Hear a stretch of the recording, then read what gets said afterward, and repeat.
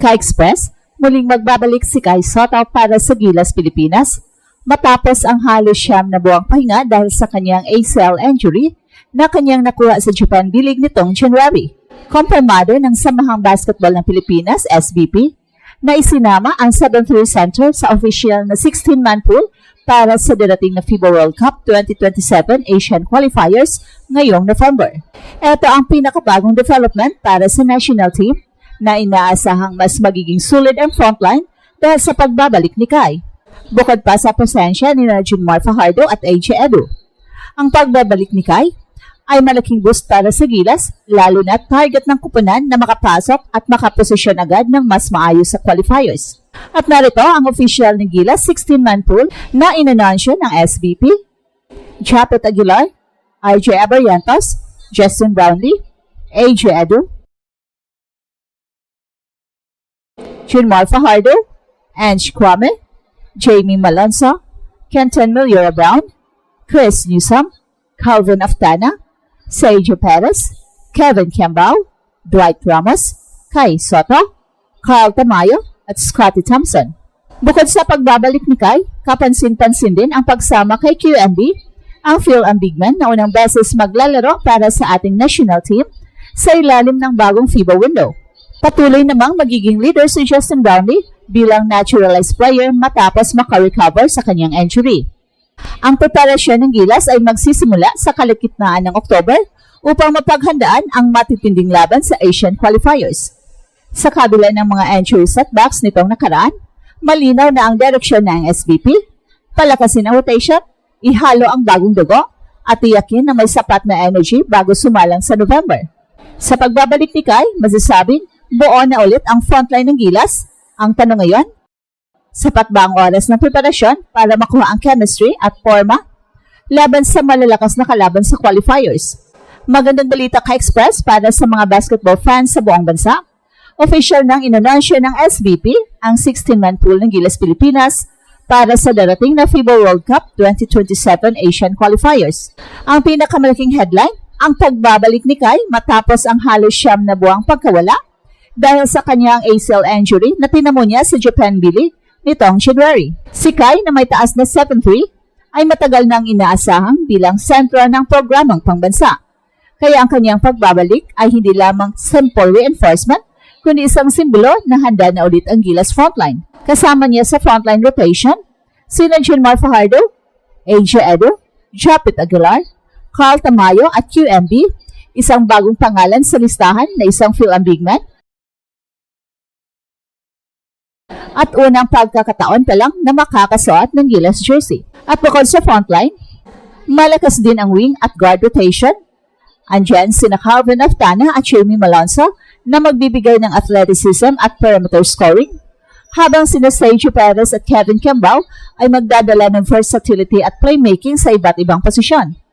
Pero hindi rin mawawala si Dwight Ramos na matagal nang inaasahang two-way anchor ng national team, at si Chris Newsom na nagbigay ng solid contribution sa huling FIBA windows. At para naman sa leadership at experience, andyan ang naturalized player na si Justin Brownlee na muling makakalaro matapos makarecover sa injury. Siya pa rin ang inaasahang go-to scorer at emotional leader ng kupunan. Dagdag pa dito, si Scottie Thompson ay magbibigay ng hustle at ball distribution mula sa guard spot, at si RJ Abarrientos na maaring magbigay ng spark off the bench bilang shooter at energizer. Ang lineup na ito ay kombinasyon ng youth, experience at bagong dugo. Ang presensya ni Justin Brownlee at Junmar Fajardo ay magbibigay ng veteran stability, habang ang pagsali ni Kai, AJ at QMB ay magbibigay ng bagong dimensyon sa depensa at rim protection. Ang mga shooters at slashers tulad ni Sergio Perez at Calvin Aftana ay magsisilbing pangbalanse sa offensive spacing na kailangan ng kupunan. Malinaw na sa roster pa lang, mas pinatibay na ang Gilas pool. Pero ang pinakamahalagang tanong ngayon ay kung paano mabibigyan ng sapat na oras ng ensayo ang grupo bago ang qualifiers sa November. Well, ayon sa ulat, magsisimula ang training camp sa kalagitnaan ng October, kaya may halos 3 linggo lang ang kupunan para buuin ang chemistry at ihanda ang sistema. At sa pagbabalik ni Kai, hindi lang nadagdagan ang height ng Gilas, kundi pati ang confidence ng buong kupunan. Ang kanyang kakayahan sa depensa, shot blocking at inside presence ay malaking tulong laban sa malalakas na frontline ng ibang Asian teams. So ang habol ngayon ay para sa coaching staff kung paano pagsasabay-sabayin ang mga big men na hindi nasasakripisyo ang spacing at ball movement. Sa kabuuan, ang inilabas na 16-man pool ng SBP ay nagbigay ng bagong sigla at pag-asa. Kai is back, Justin Brownlee is healthy, and a fresh face, and QMB has entered the scene.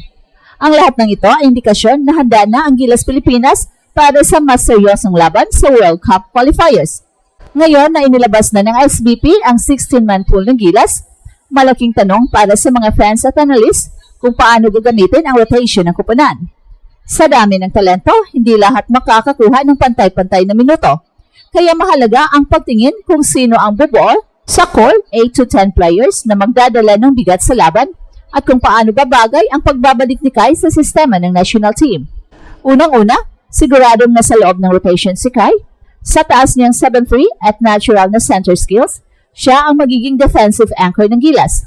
Ang kanyang rim protection at shot blocking ay magbibigay ng seguridad sa paint at magiging advantage ito, lalo na laban sa mga malalaking kalaban, gaya ng Jordan, Lebanon at Iran. So ang tanong lang, hanggang saan ang kanyang minutes restrictions matapos ang kanyang ACL injury? Well, ayon sa reports, cleared na si Kai medically, pero tiyak na mag-iingat ang coaching staff para dahang-dahang ibalik ang kanyang full workload. At kapartner niya sa frontline si Junmar Fajardo, na bagaman na sa later stage na ng kanyang karera, ay nananatiling dominanteng presence sa ilalim. Ang kombinasyon ni Kai at Junmar ay maaring magbigay ng twin tower na matagal nang minimithi ng Gilas pero posibleng magdulot ng spacing issues dahil parehong mas komportable sa loob ang dalawa. Kaya dito papasok ang versatility ni AJ Edo at QMB na parehong kaya maglaro bilang mobile bigs na may depensa at energy. Sa wings at guards naman, tatlong pangalan ang halos automatic sa starting core: Dwight Ramos, Calvin Aftana at Justin Brownlee. Si Dwight ay steady sa offense at defense at siya rin ang madalas na nagiging stabilizer ng Gilas sa crunch time. Si Calvin, na lumilitaw bilang elite scorer sa PBA at sa national team, ay magbibigay ng shooting at athleticism. Habang si Justin Brownlee, kahit galing sa injury, ay siguradong aasahan bilang clutch scorer at leader na may championship mentality. Sa darating na qualifiers, hindi lang height ang dala ni Kai, kundi bagong inspirasyon. Sa bawat palo niya ng bola sa ilalim, ramdam na handa na siyang magiging haligi ng Gilas Pilipinas. At ito ang express info kung saan bawat kwento, ginulat ang mundo. Don't forget to like and subscribe.